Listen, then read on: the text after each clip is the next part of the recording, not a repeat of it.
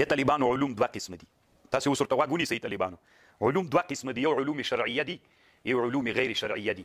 امام غزالی رحمه الله وایي علوم شرعیه هغه ته وایي چې له انبیاو نه زده سوي وي.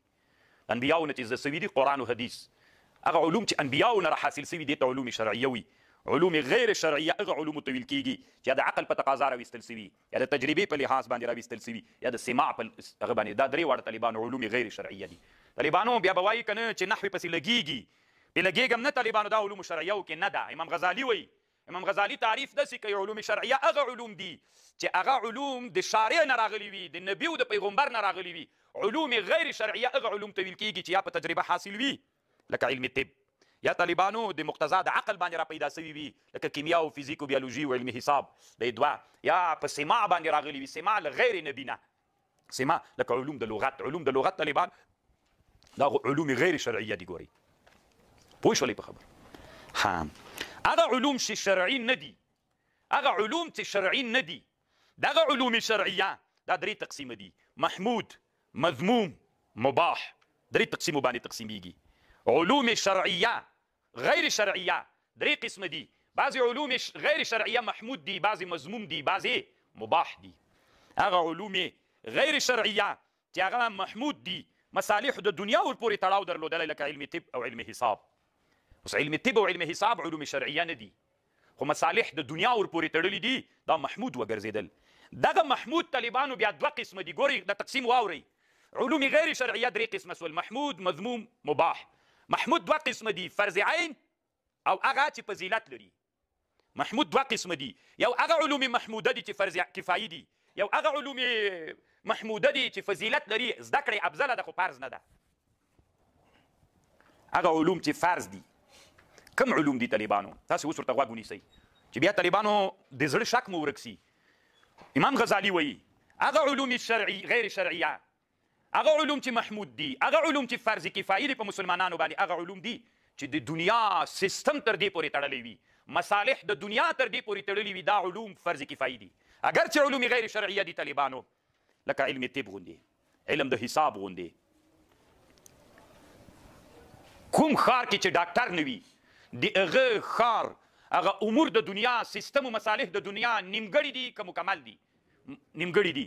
کوم ښار کې طالبانو چې داسې سړی نه وي چې په حساب باندې پوهېږي، نو مصالح د هغې زمانې د دنیا نیمګړي دي که پوره دي؟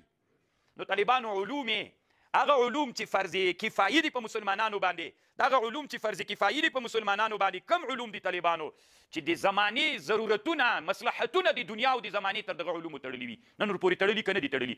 زه طالبانو تاسې نه پوښتنه کوم، الله پاکه ته خو په موږ رحم وکړې. رښتیا ووایي طالبانو د الله دپاره وایي نن زمانه کې تر کمپیوټره پورې د مدرسې، د حکومت، د ټولنې، د تجارت، د ټولو مسلمانانو مصالح تر کمپیوټره تړلي که نه دي تړلي؟ رښتیا ووایي راته. ولې علماو طالبانو مدرسې ته دغه علم چې فرض کفایي ده نن زمانه کې نه یې راوړي؟ خو امام غزالي کتاب څوک نه وایي طالبانو، د امام غزالي رحمه الله احیا العلوم څوک نه وایي. زه نه وایم طالبانو، عبارت به درته ووایم: واما فرض الکفایي فهو علم، هغه علم ته ویل کېږي لا یستغنى عنه في قوام امور الدنیا كالطب اذ هو ضروري في حاجة بقاء الابدان. بقاء د ابدانو چې دا یو مصلحت په چا پاتې کېږي؟ په طب باندې. وكالحساب فانه ضروري في المعاملات وقسمة الوصايا والمواريث وغيرها. وهذه هي العلوم دي که یو بلد ترنه خالي وي عما يقوم بها حرج اهل البلد. اهل بلد طالبانو ټول په حرج کې واقع کېږي. نن ته د امارت له واکمنۍ نه طالبانو ټولو اداراتو نه کمپیوټرونه لرې کړه، حکومت طالبانو روان ده او که په حرج کې واقع کېږي.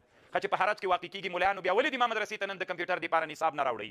ولې ورانه ورسره کوئ؟ خو په هره زمانه کې فرض کفایي هغه علم ده چې هغه علم څوک وي د هغه زمانې مصلحت ورپورې تړلی وي، که دغه ترې لرې کې مسلمانان په حرج کې واقع کېږي. نن د حکومت ټوله اداره کمپیوټر ده، نن غټ د تجارتونو ټول سیستم په چا باندې ده؟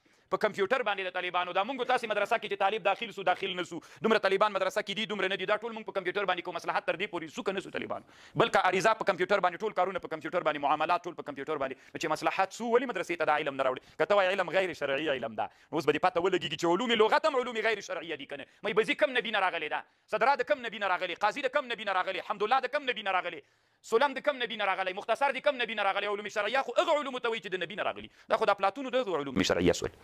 نو دا خو ضرور نه ده چې کوم علوم شرعیه سو هغه د په مسلمانانو فرض او غیر علوم شرعیه دي.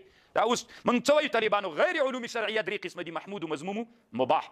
او دا محمود دوه قسمه دي طالبانو، یو هغه دي چې فرض او یو هغه دي چې دای څه وایي طالبانو امام غزالي څه وایي فلا يتعجب من قولنا هغه زمانه کې کېدای شي د موږ د زمانې غوندې علما ول امام غزالي رحمه الله طالبانو 1505 هجري کې مړ د ګوره تقریبا 1000 کاله کېږي طالبانو سخت ځورېږي دا سړی هم ته ورته ګوره طالبانو وایي تعجب مه کوئ دې ماله خبرې نه چې زه درته وایم چې هغه علوم چې د زمانې مصلحت ورپورې تړلی وي که یې لرې کې انسانان په حرج کې واقع کېږي وایي دا علوم فرض دي وایي ته به تعجب کوې چې دا څه وایي دی وایي فلا تعجب من قولنا ان الطب والحساب من فروض الكفايه فان اصول الصناعات ايضا من فروض الكفايه علم د صناعتونو د کسبونو هم طالبانو څوک دي کالفلاحت لکه نن زمانه کې علم د زراعت والحیاکات نسج وبدل دا اوس طالبانو تاسو افغانستان کې فکر وکړئ کړه دا نسج څه کیږي وبدل زه به مثلا اسانه درته وایم نن زمانه کې طالبانو دا پایپونه څه دي دا د اوبو پایپونه چې دا هغه ته وراچول کېږي خو ټول پایپونه طالبانو ته پایپ عامه معنا نن طالبانو که د افغانستان څلور واړه ولایت سرحدونه ټول د افغانستان بند کړي چې دلته پایپ پرانیسي او په افغانستان کې شته فابریکې هم ټولې بندې کړي